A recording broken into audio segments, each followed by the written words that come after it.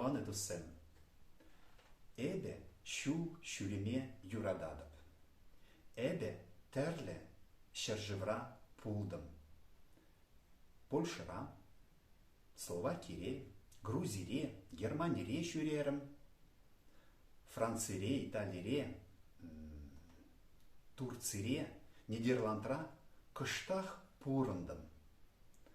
Халь эбе ытларах расшире щул щуредеп. Ман шутпа пур щардиде интересле чапла выран нумай. Ман шутпа щул щурени пиде козакла, тогда пиде узалла. Ну что, давайте разбирать, что я сегодня вам сказал. Первое, что я вам сказал, конечно же, я вас поприветствовал, аваны туссем. Второе, я сказал, второе мое предложение было эбе щул щуреме юрададап. Эбе я, щул дорога, щуреме ходить, шествовать, юрададап люблю. Я люблю ходить по дорогам. Или, как мы переводим на нормальный язык, я люблю путешествовать. То есть, по сути, слово щул щуре, щул щуреме – это своего рода калька с русского языка. Ходить дороги, ходить пути, путешествовать. Так вот, эбе мы уже, мы разобрали. Юрат, юрат у нас получается любить, точнее, второе лицо, единственное число повелительного наклонения, мы даем формулу любить, а юрададап я люблю, юрададап. Идем дальше. Эбе терле щержевра пулдам. Эбе терле разный, терле щер живра. Щер – это земля, шив – это вода, ра – это местный падеж. Где? Терле щержевра в разных, как вы думаете, где? В разных странах.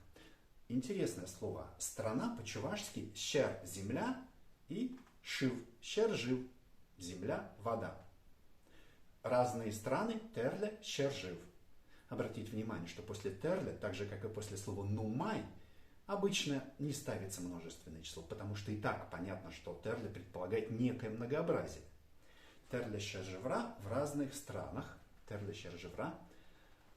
И, опять вернемся к слову щержив. Например, тван щержив – это родина. По-чувашски, конечно, длинновато, но зато очень все понятно. То есть родная земля и вода. Чего тут непонятного? А вот ют щержив – это заграница, то есть чужая земля и вода.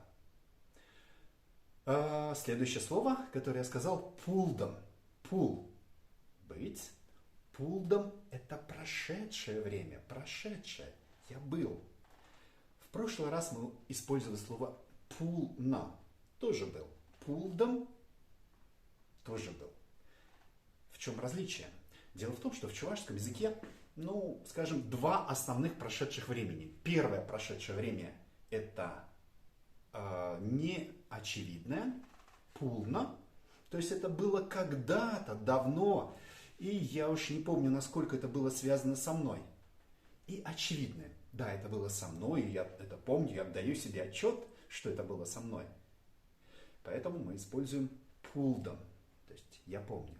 Вот, например, когда мы говорим «эбе щурална», «я родился». Видите, это было очень давно. Мы используем как раз это «но». Хотя это и было со мной, но это было так давно, что я не совсем припоминаю.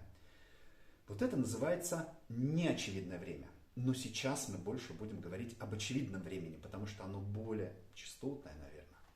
«Эбе терле щержевра пулдам». Я был. Окончание «дам». Вообще, у прошедшего времени очевидного окончание «рм», «рем», «том», «тен». Узнаете?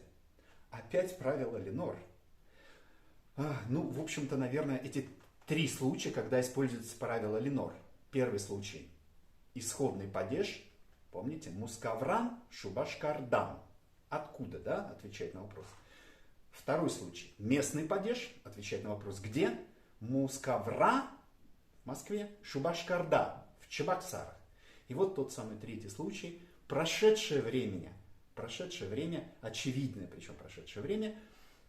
Эбе щуререн. Я ездил. Эбе пулдам. Я был. Эбе каларм. Я сказал. Эбе пельдем. Я узнал. Вроде все ясно. Я очень надеюсь, что вам это понятно. Итак, продвигаемся дальше. Следующее я сказал название стран и глагол пурандам. Пуран, пурам жить, дам прошедшее время. Давайте попробуем выстроить цепочку по отношению к я. Это очень важно, да? Я живу, эбе пурон адоп, адоп окончание. Я жил, эбе пурон дом. Пурон адоп, пурон дом. Со словом кала, кала доп, кала ром. Пель знать. Пеле деп, я знаю. Пель дем, я узнал. Мне кажется, вот составлять такие цепочки очень полезно. Ну что, идем дальше.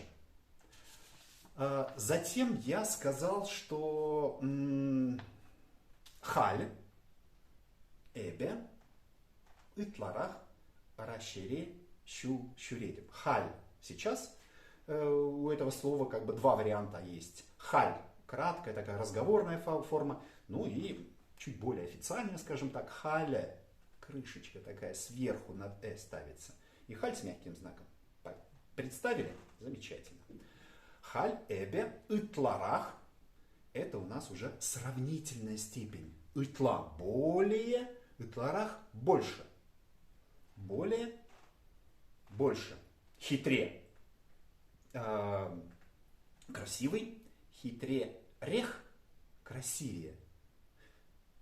Правило какое? Гармонии гласных. Конечно же. Правило сингармонизма. Ну или, например, тутла. Вкусный. Тутло. Рах. Совершенно верно. Вкуснее. Эбе итларах. Расшире. В России. По-чувашски Россия. Рассей. Две «с» с такими внизу запятыми. Рассей. Ре. В России. Щу. Щуре. Деп. Путешествую. Дальше я сказал ман шутпа, по моему мнению, пур щердиде. Везде. Пур. Мы знаем, есть имеется, но еще каждый. Пур щерде в каждом месте. И в конце мы еще добавляем де. Пур щерде де. Пур щерде очень часто вот к местоимениям, к наречиям добавляется вот это те или да, в зависимости от гармонии гласных. Пуржердеди везде или в каждом месте дословно. Пуржердеди интересле, интересных, чапла, удивительных, чудесных, любопытных, если хотите. Чапла, выран, ну май. Эту конструкцию мы уже знаем. И последняя фраза у нас была ман шутпа, по моему мнению, щул щурени, пиде козакло, тогда пиди узалла, ман шутпа, щул щурени. Итак, мы знаем уже щул щуре это путешествуй или путешествовать. А вот здесь добавляем щул-щурени. Мы сейчас пока не будем вдаваться в подробности, что это такое. Я вам дам перевод или идею. Щул-щурени – это путешествие. Причем относительно прошедшего времени. Это, то есть, глагол, который еще не совсем дошел до кондиции существительного. То есть, отглагольная такая конструкция.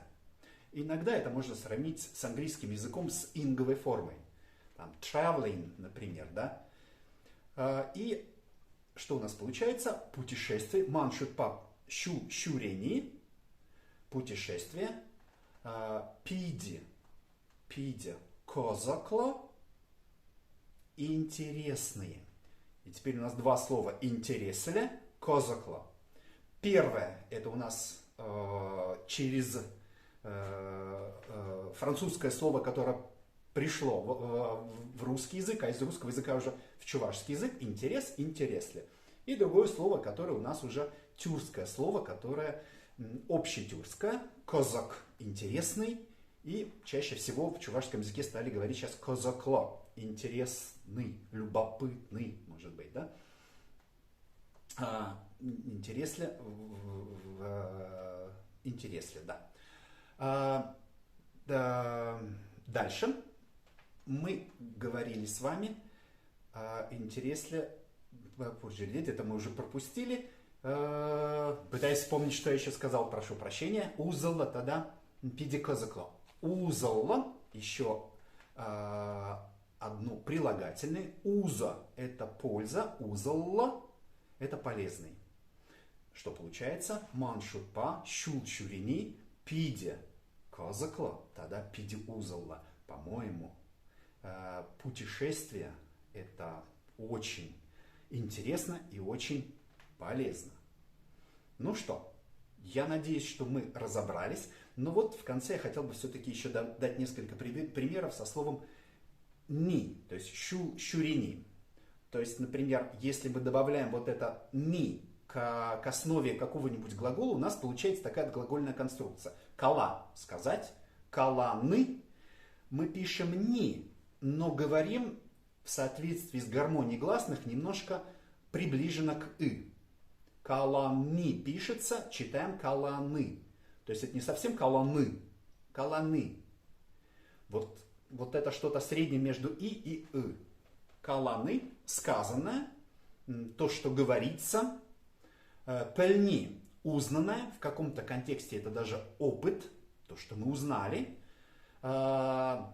«Шутла» – считать, думать, «шутланы» – размышления, то, что мы думаем и так далее. В принципе, я думаю, несложно.